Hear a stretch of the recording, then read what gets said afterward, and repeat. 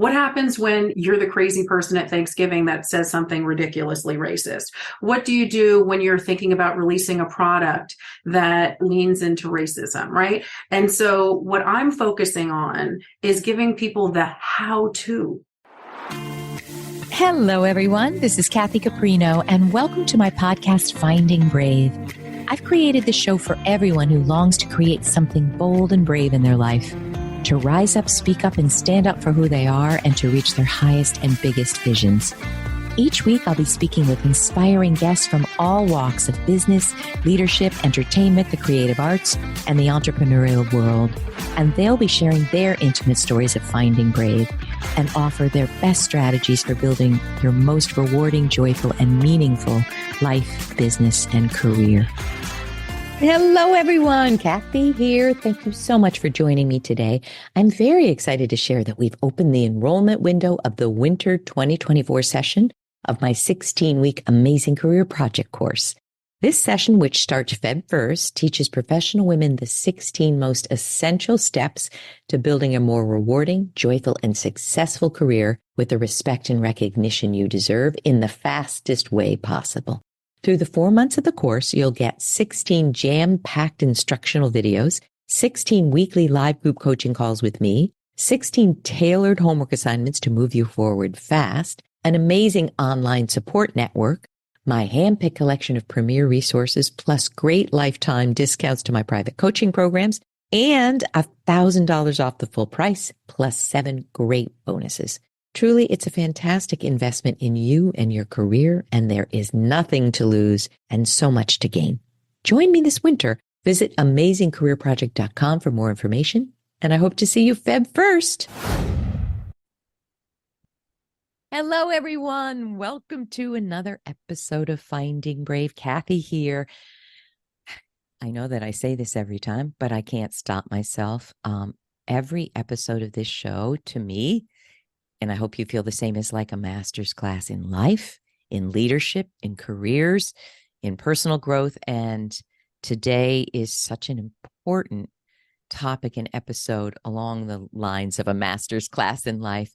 And I'm so honored to have our guest, Fatimah Gilliam, with us, who has just written the amazing book. Give us the title here. Where is it? Race Rules. Tell us, Fatimah. You say it. Race rules, what your Black friend won't tell you. What your Black friend won't tell you. The minute we connected, which was a few months ago, and you told me about this book, I truly, absolutely couldn't wait to read it, because I know that I have so much to learn. And so many well-meaning people do have a lot to learn, but we often, I think, don't know where to go to learn it. Don't have the friend that will tell us what we need to know. And we're not taking a class where we're studying it. So I'm grateful to you for writing this book and for letting us have this chat today. Thank you so much. Well, thank you for having me. Such a pleasure. All right, everyone, I want to tell you about Fatimah, because it's an illustrious bio. Fatimah Gilliam is an author, lawyer, consultant, public speaker, and entrepreneur. Her career combines expertise in law, diversity, human capital, leadership, stakeholder engagement, and negotiations. What a blend. I can't wait to hear more about that. She began her career as a corporate attorney on Wall Street, worked for Citigroup, overseeing campus diversity recruiting for all of its U.S. businesses. Wow. And oversaw corporate partnerships as the head of finance and fundraising for North America for the Nobel Peace Prize winning United Nations World Food Program. Wow. Since founding the Azara, I hope I'm pronouncing that correctly, group, which provides diversity and inclusion, leadership development, negotiation, and strategy consulting services, she's advised Fortune 500 corporations, senior execs, leading billion-dollar businesses, and industry thought leaders. There is more to read about this, so go to the show notes. But again, we are talking about race rules, what your Black friend won't tell you. All right, let us dig right in here. Fatimah, tell us why you wrote this book now. I bet it's been brewing, but you decided, no, now is the time. Can you tell us about that? Sure. I mean, I've actually been writing this book for 5 years. And I'll tell you what was the catalyst for it and then my intention with it. And so the catalyst for writing this book was I was watching the news one day, and it was another one of those news stories of a Karen going viral for calling the police for no reason, right? It's sort of like we see this happening all the time. It's a rinse and repeat. Right. And when I was watching that newscast, I started thinking about a multitude of things. I started thinking about some of my experiences, in my private life, in the work world. I started thinking about some of my diversity consulting work. And I also started thinking about the things that white people say when they don't realize I'm Black. And as all of that was happening, and I'm watching this newscast, I had a light bulb moment, and I was like, white people need a manual. They need a manual. And somebody has to write that manual. I'll write that manual. And so that was the beginning of writing Race Rules. And so I started writing it because I was thinking about that, somebody has to say it. Somebody has to say the hard truths. I'm serving as that quote unquote Black friend that is going to say the quiet part out loud, the unvarnished truth, being uncomfortably candid in sharing what I think a lot of white people need to know. I find it's a very interesting experience that happens. You can have a white person has an encounter with a person of color, and they, will walk away with two completely different perspectives as to how that interaction went down. You could have the white person thinking, oh, we're cool, we're friends, or maybe there was some misunderstanding, but we're still okay. And then the person of color could walk around saying, I can't stand that person. I can't believe I have to encounter them in the next business meeting, at my cousin's barbecue, at the community organizing event, whatever it is. And they have completely divergent views as to whether or not they even have a good relationship. And so I wrote this book to say the quiet part out loud so white people can learn and grow and evolve to be, better friends, better leaders in the 21st century. Gosh, I wish I could have you on for 5 hours. And again, everyone, I ask the questions that I need to understand. Yes, we have some prep questions, but I have already one question I never prepped you on, but this is what I need to know. Sure. You and I talked before, we connected and shared a lot. And I want to give this little story. I was married to a Jewish fellow. We're amicably divorced, but it's been crazy to me how a lot of people with my name will assume I'm Catholic. And they'll say, well, about the nuns, about Catholic. I'm not Catholic. I was raised Greek Orthodox. So very early on, I saw how people make assumptions, and the way they look at you are steeped in their assumptions. She's Catholic. And then, similar to your situation, that people don't recognize that you're Black, a person of color, people would say to me things about Jews because they thought I had no connection with Jewish people. And here I was married to, and what I saw was the anti-Semitism like you wouldn't believe. I'm interested in, what is the biggest thing you hear from people who don't think you're Black? What are they saying to you?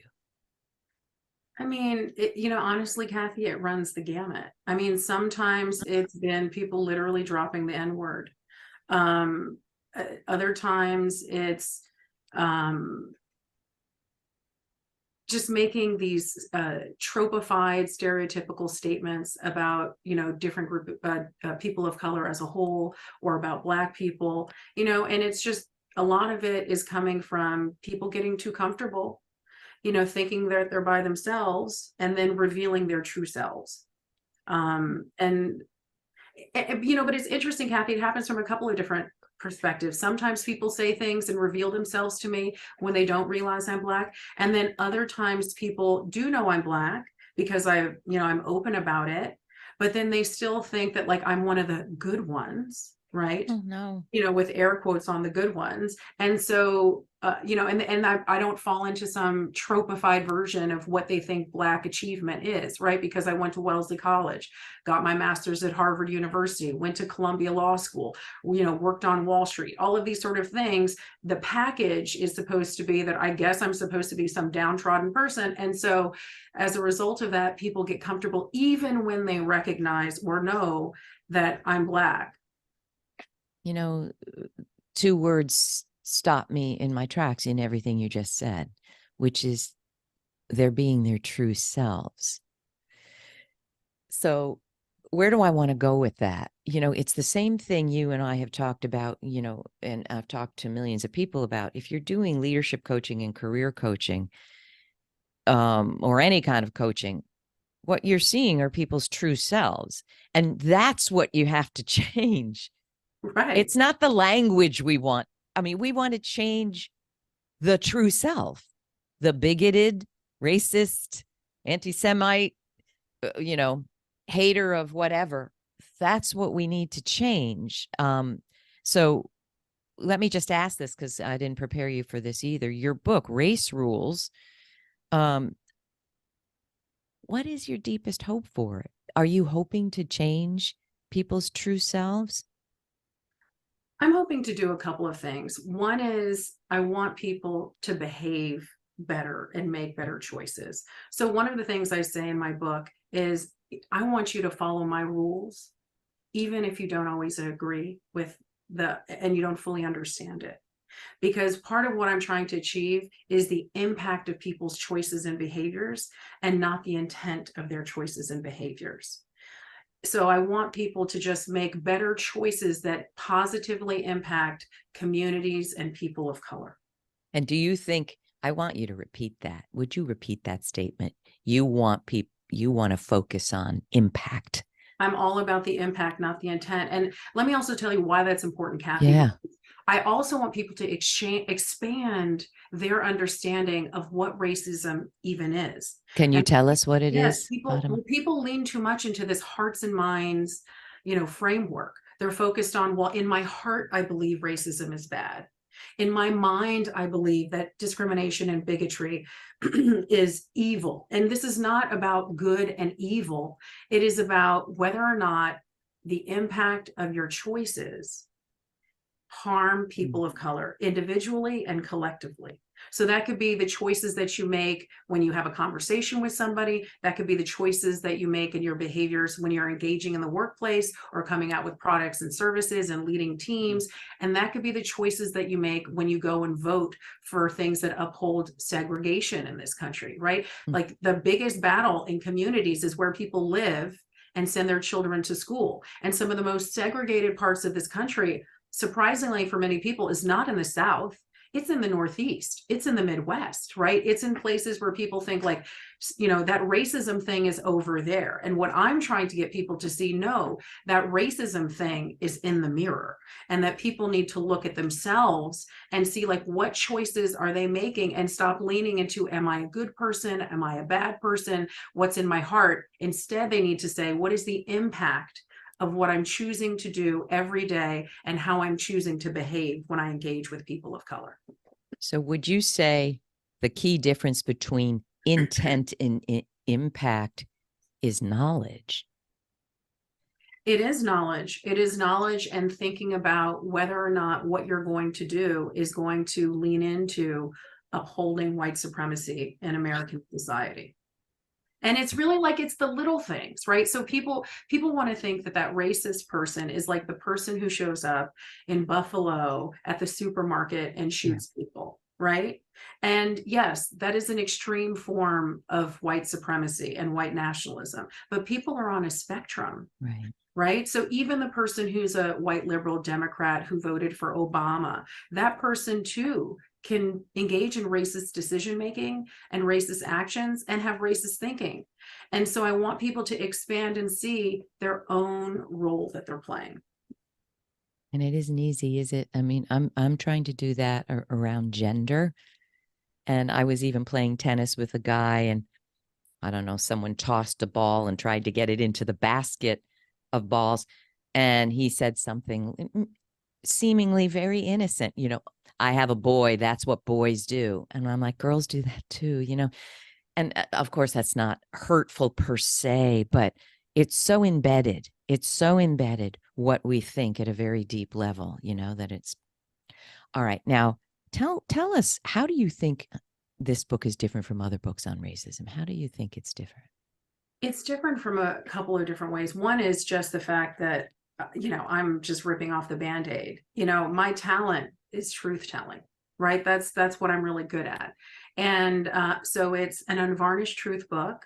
The other thing is a lot of other books on racism are autobiographical in many respects, or they focus a lot on history. I don't personally show up in the book except in the introduction.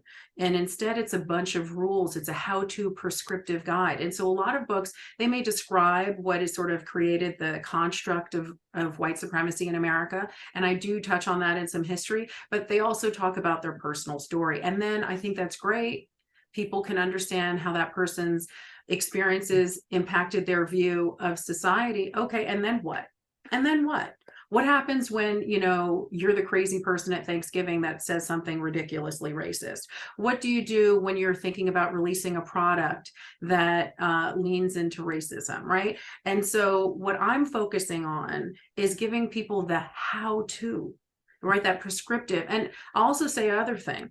I've written my book in a way for what I call like the lazy reader, because I'm a lazy reader. I like to skim, I like to hop around. And so I've written it so that each chapter, while it builds on itself, it doesn't depend on a previous chapter. If you want to understand cultural appropriation, hop there. Inward, go there. Best practices for discussing race, hop to that chapter. Color blindness, go there. You want to understand police violence, go to that chapter. And so it's just lots of different approaches to lots of different rules explained, that are not that long, giving people some context, some history, some data, some reflective questions. I have translation charts. You said this is what was heard. Please say this instead. I give people talking points. And the other thing that's different about the book is it has illustrations, because people remember more what they see than what they read. And so each chapter, there are 31 race rules. So 31 different topics. And each chapter starts with an illustration that encapsulates some of the core points in the book. Sometimes they lean into humor, sometimes they're a bit biting, or there's some irony in there. But the point is I'm trying to meet people where they are, the different kinds of ways they may consume, information, so that they walk away learning something. What an incredible achievement. I want to dig into the top race rules that are not being, the friend isn't saying it and they're the most damaging. We're going to get there. But I have a crazy question. Go ahead. You know how when we come from our own perspective, even though it's deeply informed, not everyone who is like us agrees. It's the same as when I write about women in leadership. Do you think that everyone of color who reads your book would agree? Or would some people say, I see where you're going, but I can't agree with this? Well, I don't think one thing I say in the book is like, I can't write for everybody. Right. I can't write for every perspective. Black people aren't monolithic.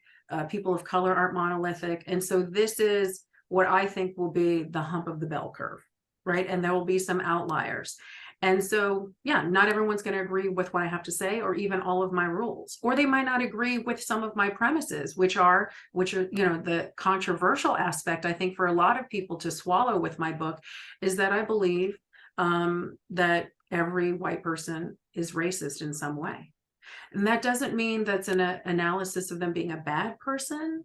It's more so an analysis of society. And so an analogy that I have is, does the fish notice the water that it swims through every day, that is vital to its current existence, that it needs to breathe in to survive, right? And we can think of society as being that water, and the people are the fish moving through it, and they're breathing in this construct of society. It is impossible not to take in and internalize subconsciously some of what has made America what it is.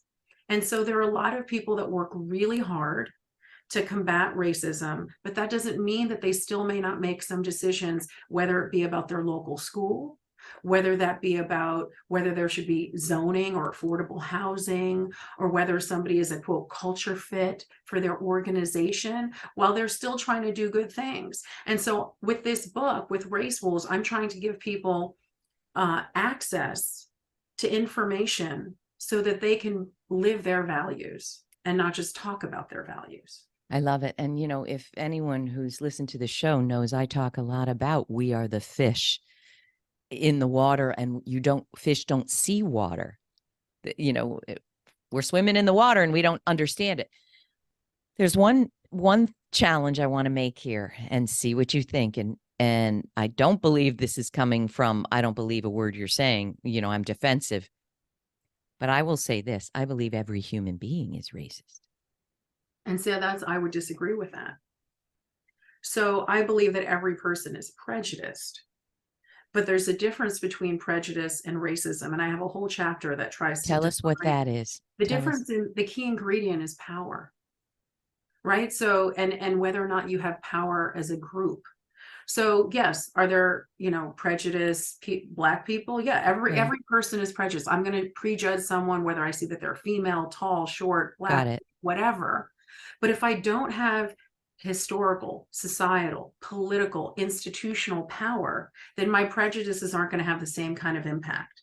So racism to you, I was viewing the term as I have prejudices based on race, and I believe every human being has prejudice based on race. I do. But I haven't met any that don't. Which is prejudice. But see, if we don't include or understand the role that power is playing. So racism to you embeds or is embedded by and with power. With power and historical context. Because if we don't consider the power and the historical context, then we can't come up with solutions. Because instead we're going to view everything that considers race, which basically like affirmative action, we're going to consider everything as being racist, as opposed to being a solution to a systemic, institutional, historic problem. Love that distinction. I can get behind that. All right. Now, there's 31. Did you choose the number 31, or is it like my 7 power gaps? It started with 15 power gaps in my book. And I went, wait a minute, that's too much for people. And this is a subset of that. And this is an offshoot of that. Did you do that where you wrote them all down? It was 131. No, I mean, I actually, when I was writing this book, I initially had like almost 50 race rules, but my publisher was like, okay, Fatima, this is not going to be the treatise on racism, right? You got to scale it back. Right. And so I scaled it back to what I thought were the most important rules that I wanted to convey. And I also created what I call the bedrock race rule, right? So all of the rules, except for the bedrock race rule, are very topic and situation specific, right? Like I alluded to before, colorblindness, asking about somebody's name or race, Black Lives Matter versus January 6th, voting restrictions, all of these things. They're very topic specific. But I also created the bedrock race rule, which is the universal 3-step rule to how to make, when you're faced with a what do I do quandary. Do I say this thing? Do I come up with this product? How do I respond in this situation? I created a universal rule to guide people to making better choices and decisions in real time. Let's hear the rule. All right. It's got 3 steps. Taking notes. Step 1 is learn to unlearn, right? So you have to engage in some external education. You don't know something, go out and find some information about it to help guide your decision making. Step 2 is reflect to repair, an internal evaluation, because people have to then take a personal inventory of their thought process, how they've made decisions before, have they been impactful, harmful, and then step 3 is act to address. Positive action. One of the things I'm really trying to drive in this book is not this, like I said before, hearts and minds. Am I thinking about things right? But are you acting about things right? So to me, if you're not making the right kind of external expression of anti-racist decisions, which means acting, behaving in a certain kind of way, then you're not doing anything but swimming in the status quo. And the one reflect to repair, is that the phrase? Second step. Do you even think people know what they have to repair? I think sometimes they do, sometimes they don't. I But think one thing that I do is in the book, right? So I have the 3 steps, and then I give people for each step 5 reflective questions to wonderful. help guide them to think through this sort of process so that they can arrive at the better decision. And then I also provide them with an example of like, here's a situation, and this is how you can apply the rule so that someone can apply it to their own life, their own thought process to help them make a decision that leans less into supporting racism and more into supporting people of color. What an important book. All right. Can you give us, we don't have all the time in the world, can you give us the top 5 rules and a step to take to assess, are we breaching the rule? Anything we need to know? This is it. This is our chance here. Well, I think one of the top rules is voting restrictions are racist. I mean, if we're going to really impact society, then you have to start with people having access to the polls and democracy. So I think that's one. The other one is my rule. Can I stop you there? Can I ask a question on that? Sure. Let's go for it. Everyone knows I'm a liberal. We're not going to get terribly political here, but here's my question. You've been in high levels of leadership. When we see groups voting for voter restrictions, whether are we talking it's gerrymandering or we're talking about mail-in ballots, do the leaders consciously know? Do they consciously say out loud, this is how we want it to be because we want to limit people of color to vote? I think a lot of the political leaders know exactly what they're doing. But are they saying it? Sometimes, unfortunately, or maybe fortunately, sometimes they do. You know, you have to look I at don't know who what to gets elected. say. I mean, this just makes me want to move somewhere. You know I what mean, at the end of the day, if we're supposed to have a representational democracy, then we need to allow people to have one person, one vote, and we need to have unfettered access to the polls. And So obvious.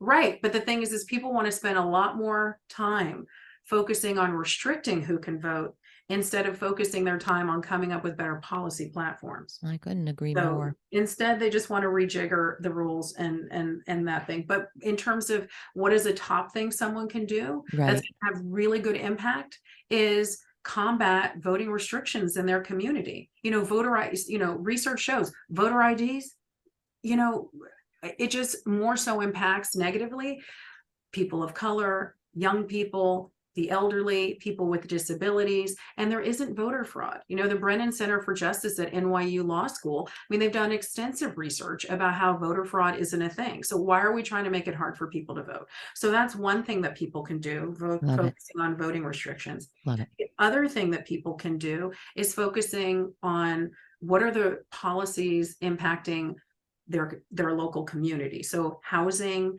and schools, right? And start making decisions that desegregate. But so those are 2 that I've given you that are more like on the policy level. Yes. So a lot of people can be like, okay, well, I don't want to be that politically active, or I just want to tune out or whatever. So then they might think, well, what can I be doing on a more individual one-on-one level? Okay. Love it.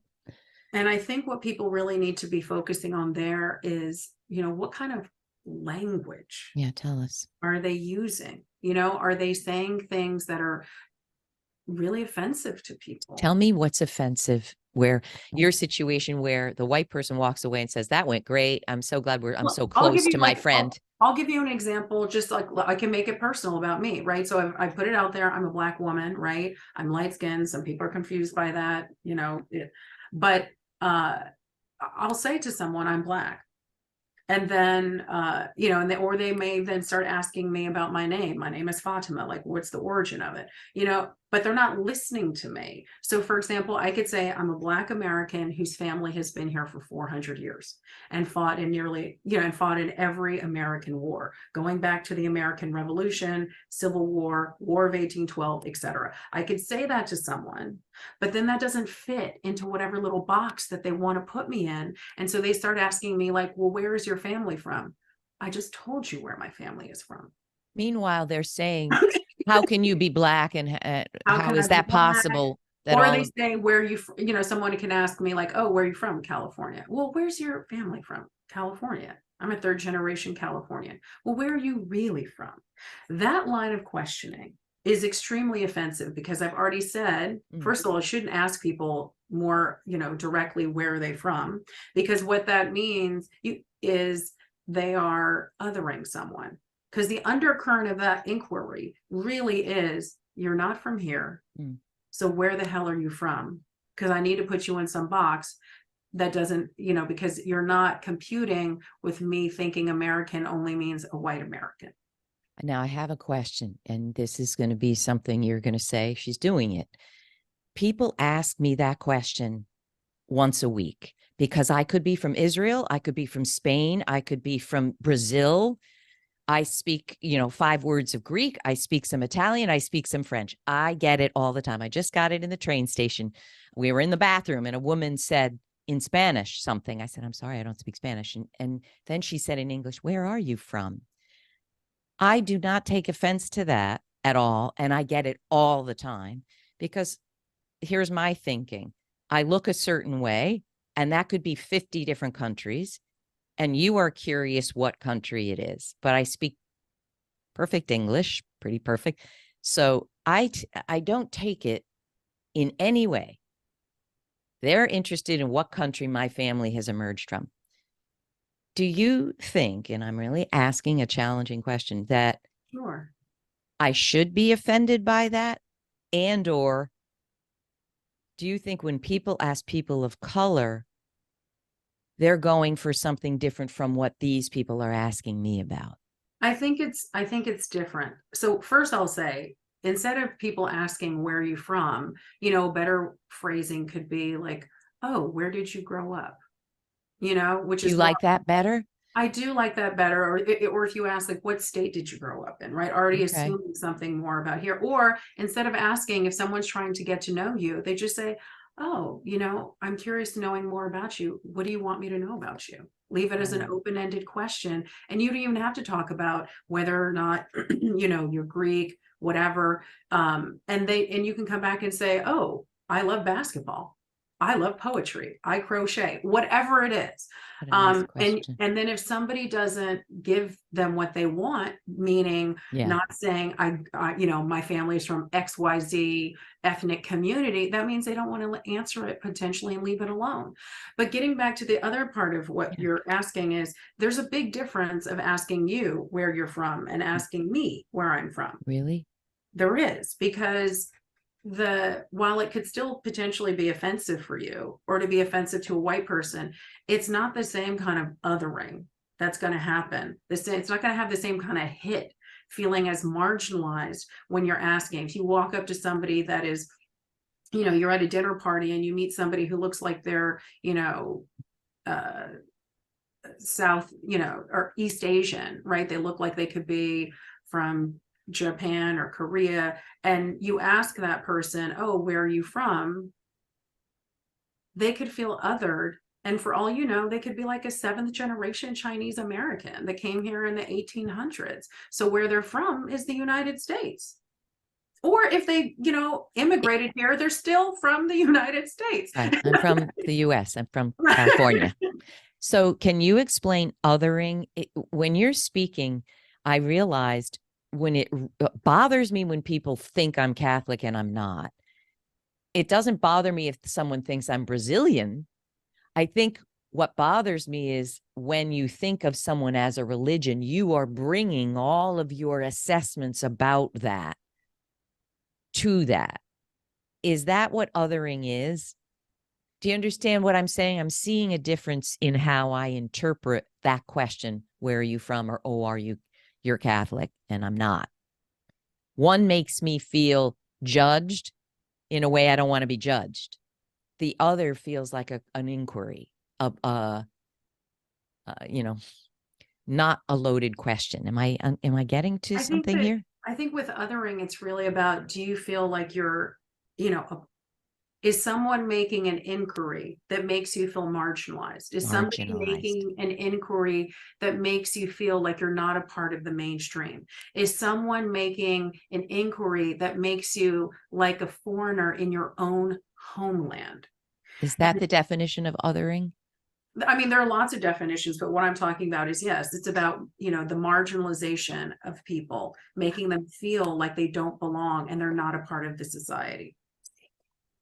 And that's the main thing that people need to avoid, right? So in terms of how do people engage on a daily basis, how do they interact, is, are the words that people are choosing, the decisions that they're making, the behaviors that they're engaging in, the words, right? Their body language, all of these things in however they're communicating, is that making somebody feel like they're belonging, that they're included, that they're a part of society, or is it making them feel like they're on the periphery and therefore don't have as much value, don't have as much power, don't have much of a voice? It just brings tears to my eyes because it's so many layers, isn't it? I mean, people can be well-meaning thinking, what's wrong with asking that question? But it takes a lot of introspection to I'm not letting anyone off the hook, but to tease out the layers of how you just othered a person. Right, which is why, because these things are so complicated, that is why in my book, Race Rules, that is why I'm trying to give people the tools, right? Like, that's why I have these translation charts. You said this. Give us a few of those, Fatima. Give us a few more. I can't even remember some of them off the top of my head, but I mean, just like for the example of what we were talking about, right. Should you ask somebody, where are they from? And instead ask them an open-ended question, like, tell me about you. Yeah. Asking those kinds of questions instead, or some things like you don't have a right to this sort of information. Even though someone is curious about something doesn't mean that you have a right to have it. Like, have you earned the right to have and understand personal information about other people? People are going to want to reveal what they want to reveal. And so people have to pivot and accept that someone doesn't want to share something. And if they don't want to share it, that's their choice. Buzz off. Move on. All right. Give us 3 more. And you know what would be helpful? I think, tell me if I'm wrong, please. I think to you and people living this experience, they're also very obvious. To many of us, we're not aware we're doing it. But that doesn't let us off the hook. But can you give us some rules where you can clearly see the white person isn't aware they're doing it? Well, I mean, is that not a great question? Not clear enough, or not helpful enough? I'm trying to answer, but I mean, in terms of like the context of some of the things in my book, that they are very, topic specific, right? So, and that is why I created that broader bedrock race rule, so that people can, think about any kind of topic and how they could, respond in that moment. But I mean, I also have rules that talk about, discussing race.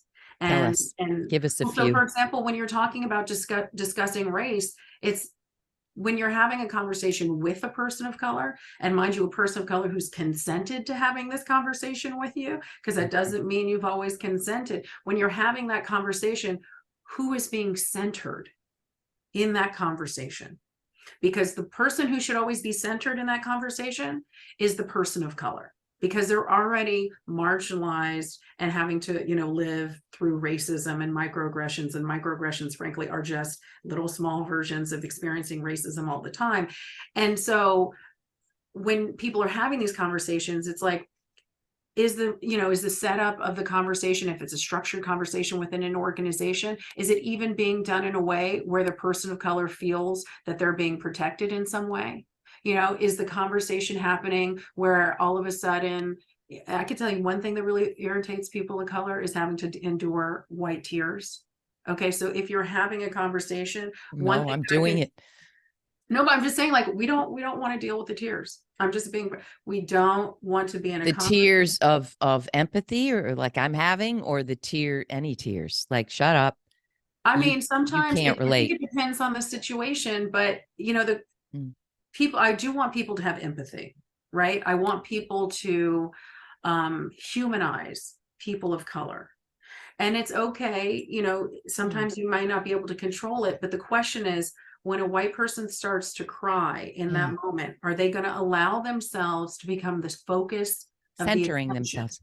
centering themselves, and then instead they hijack the whole conversation, because now everybody has to turn to the white person and has to turn to, like, are they okay in that moment? How do they feel? Which means now it's all about white feelings. It's all about white tears. And then that white person is becoming the victim in the equation, and it's moving away and distracting from addressing intrinsic problems with race. Or let's say you're having a conversation talking about race, and someone then says, okay, well, if we're going to talk about it, I want to talk about how you did XYZ thing to me that I found racist or offensive, right? And then the person is going to, feel attacked and cry or do whatever or get defensive, and then it's another situation of it becoming about the white person in the conversation. I see.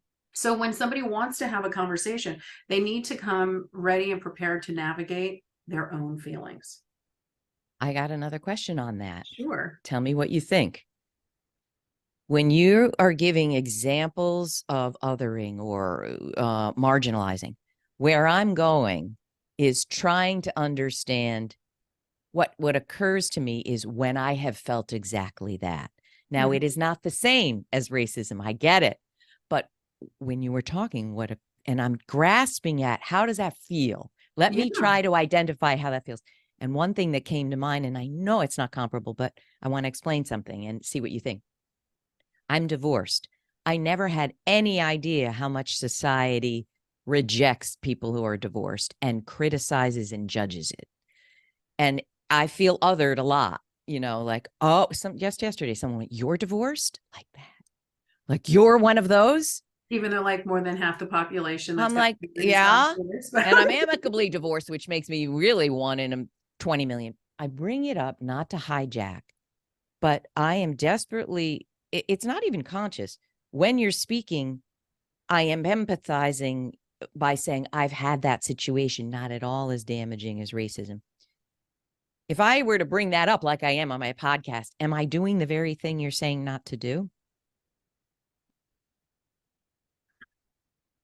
Wait, I need to correct that. I'm not asking for your empathy of my situation. I'm saying I have felt that for 1/2 a second in my life. I'm bringing it up because if I felt it like this, I can't even imagine what I think, racism is feeling like. The answer to your question depends on the context, right? And how it's brought up. Because I think, someone is discussing race. And for somebody to understand another person and to humanize them, they do need to go through an internal process to identify, right? And so the benchmark for identification with that person could be thinking about, well, here are examples of how I may have felt othered, right? And so with some of the reflective questions that I have in the book, I do want people to do some of that internal thinking so that they can then see how something can feel. In terms of when you're in a conversation and whether or not you bring it up, I think it depends. Sometimes people need to read the room and see whether or not that when you bring that up, is that then going to shift the whole conversation and talk now about divorce in America and what that means? Or is it still going to stay focused on race? And when people have conversations on race, one of the things that I say is you need to stick on that topic. And then stick on that topic, not start focusing on other marginalized groups, whether that's trans people, whether that's women, whether that's religion, all of these other, there are a lot of isms out there. But what does happen a lot of times when we're talking about race is we move to all the other isms and don't focus on what is the hardest thing for American society to truly focus on, which is having a conversation, an evaluation, an analysis of race in people's personal lives, in their professional lives, and in their communities. There's so much. All right, let me ask 2 more questions. 5 more questions. It seems when I'm having conversations about this topic, and I'm a white woman, so it isn't, a thimbleful of the vast universe of information you have. I sense that automatically, unconsciously, people don't want to look at their racism or our country's racism because they reject that they are flawed or our country is flawed. It's too much for our puny little minds. I mean, when we're recording this, there's war in the Middle East. I feel I read a book once that the person said the Earth School is it was a reincarnated individual who said the Earth School is the hardest because your population is so large and there's so much diversity and your human brains cannot cope with it, cannot grasp it. I don't think any truer words have ever been spoken. I don't think our human brains, I think we're reptilian. I think we're not there. And not everybody wants to take themselves on as a project. Oh, that's a great way to put it. I feel like there's so much defensiveness. What do you see? Is it defensiveness from pain that I don't want to see that our country is flawed, that I'm flawed? What is it? I think part of it is people engage in too much exceptionalism, right? So that they are the exception to the rule. So if there's racism that's happening, it's over there. It's not me. Right. Or it's this country, some other country, some other community. It's the South. It's not the North, as if the North, didn't have slaves. Massachusetts was the first state colonial colony to have slavery in the 1600s. Right. So they want to think that and by the way, New Jersey, when New Jersey got rid of slavery, 1865, pursuant to the amendment, the constitutional amendment that outlawed slavery. Okay, that's when Jersey got rid of its slaves, and I think the same goes for Delaware. But my point is that people, yes, they get defensive. They don't want to take themselves on as a project. They don't want to engage in that internal analysis. You have companies that talk about, oh, we need to get comfortable with uncomfortable conversations. Sure. Until you start wanting to talk about racism and diversity, right? They want to have an uncomfortable conversation about a product failure, but they don't want to have a comfortable conversation because that product was somehow marketed in a way that was racially offensive, right? That's not the conversation that they want to have. So what it is that people want to think that they can't be the person who is engaging in decisions, which is why to be frank, I come for everybody in my book, including having an entire chapter that talks about white liberals, Democrats, and good white people. That's me. Right. I got to read that first.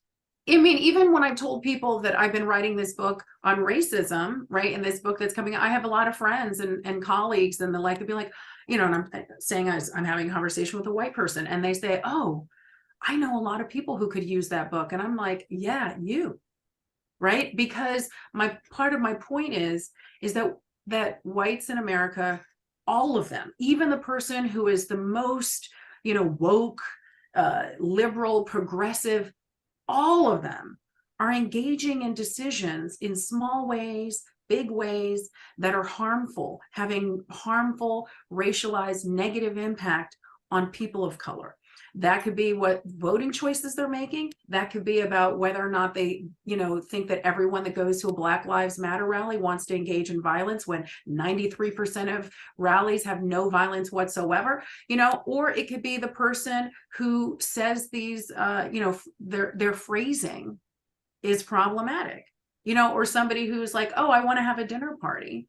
But I want to, have some diverse people, any Black people that, we could invite. Why are you asking me this crap? Like those kinds of things that may come out. And so I'm trying to give people guidance so that they do take that internal look.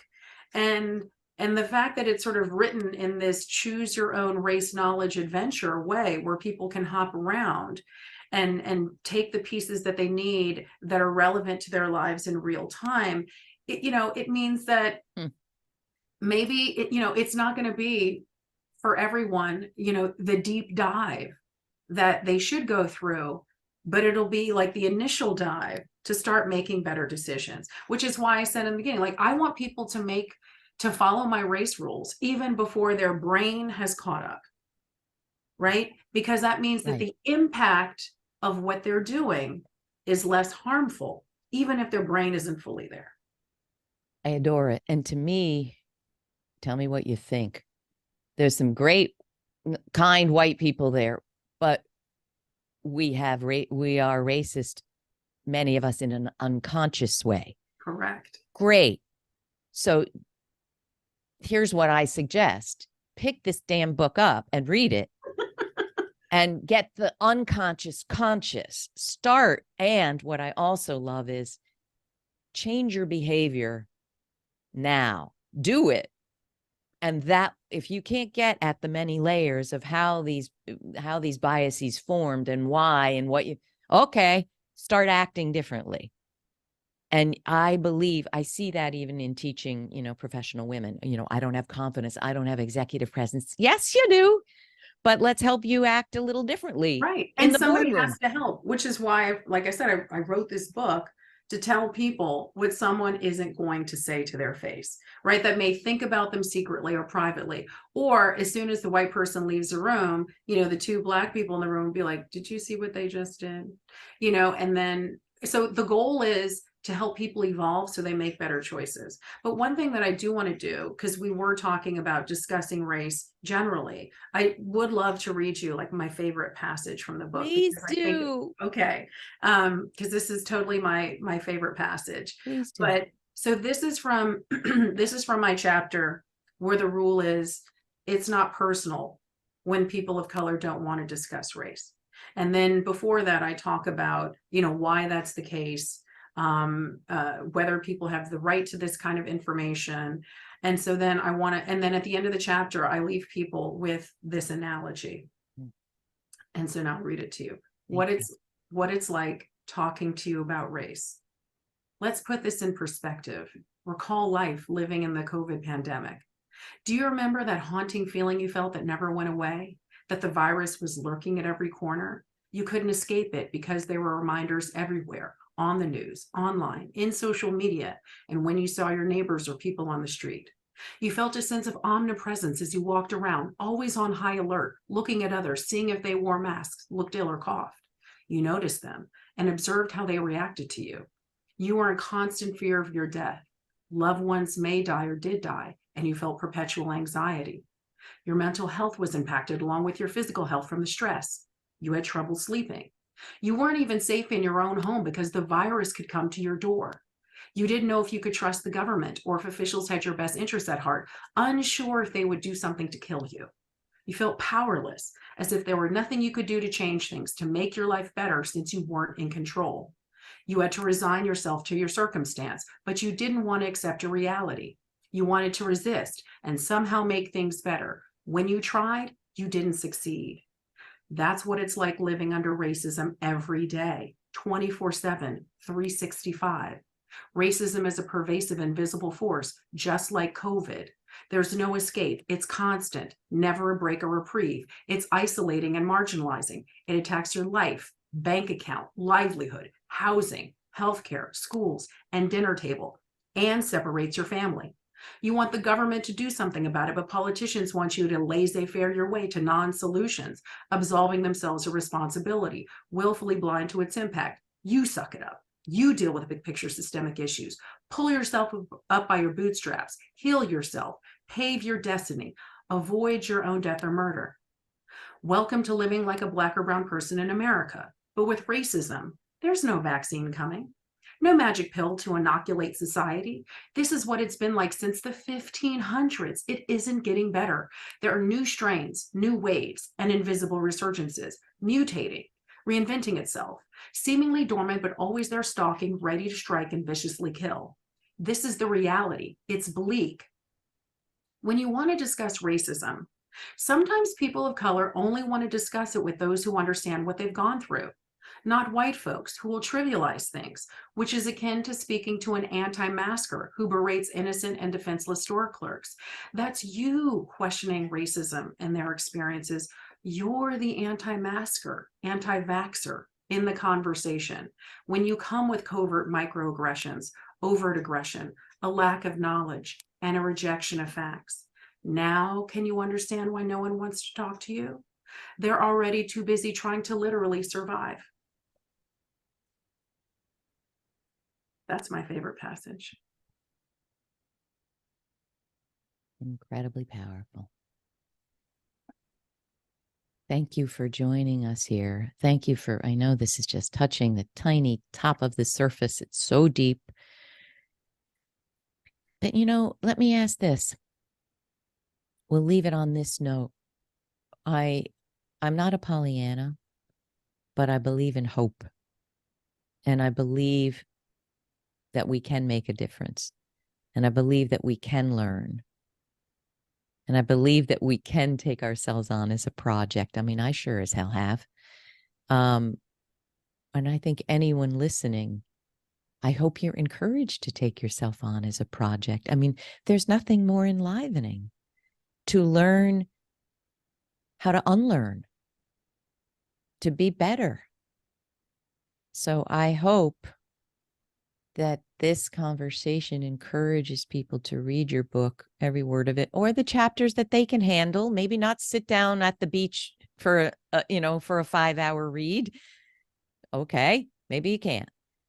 But I encourage everyone who wants to live better as a human being, be better, love better, to read your book and to understand that it is all of us, white people and others, who are othering and engaging in racism every day. And most of us perhaps don't understand how we are.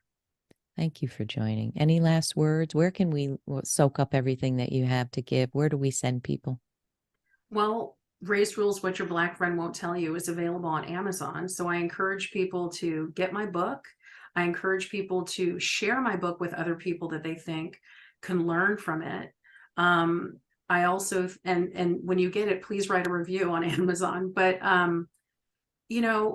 also if a person of color gives this book to a white person, they should see it as a sign that they cared enough to try to help them do better and be better. And so my goal in writing this book is because I do think people can change. I do think that people can change collectively and individually, and it has to start somewhere.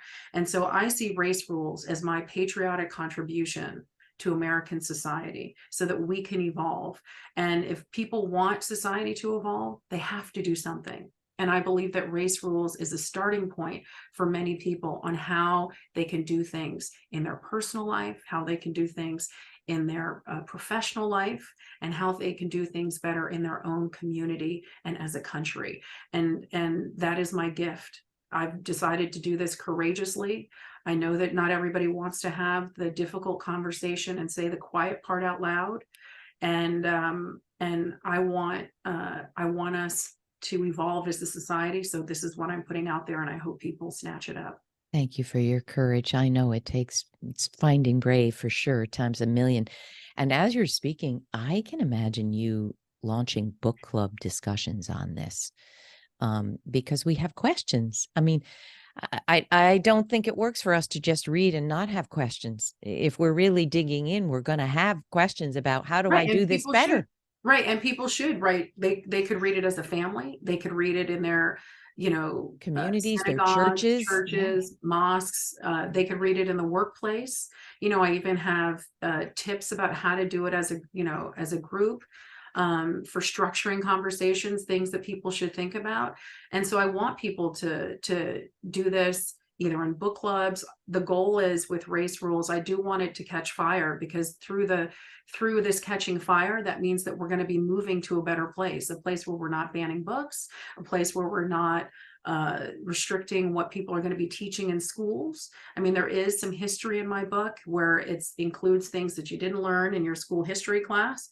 And if we're not going to look and evaluate these things, then how can we evolve? How could we expect to be in a better place 20, 30, 40, 50 years from now, and to stop the flow of intergenerational racism if people don't say, you know what, this buck stops with me. What can I do today? What can I do as an American, as a community member, as a family member, as an employee to make a difference wherever I go throughout my life?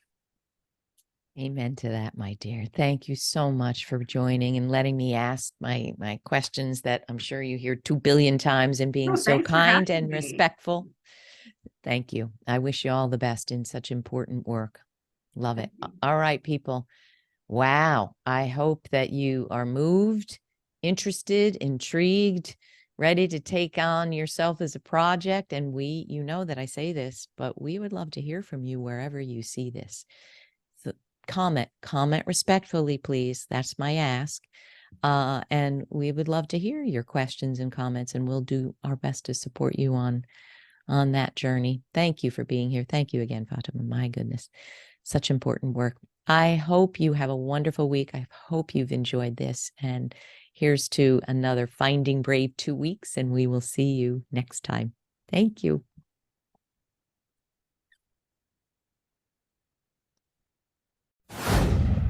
Hi, folks. Kathy here. So are you thinking about launching a new podcast, or have you been at it a while and recognize it's time for more or better production help to create the best podcast you can? I totally understand. I've been podcasting for over 6 years, and I know how challenging it can be. That's why I'm really excited to share some key information about the great production team I'm using now called We Edit Podcasts. I've been working with them for well over a year, and I've been so happy with the results. They're a full-service production agency, and their services give me access to a wonderful team of seasoned audio engineers and editors who help create a polished professional sound. And they work hard to ensure that my particular podcasting approach and style comes through in every episode. They also help me make sure that my guests are reflected in the best possible light through the creation of terrific show notes, which is an important part of the show for me.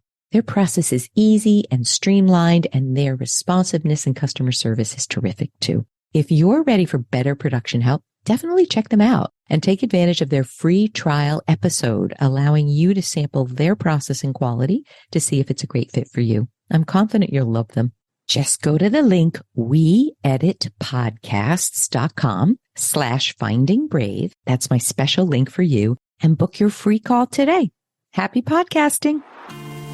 Thanks so much for joining us today. And please don't forget to check out findingbrave.org for more programs, resources, and tips. And tune in next time for your weekly dose of Finding Brave.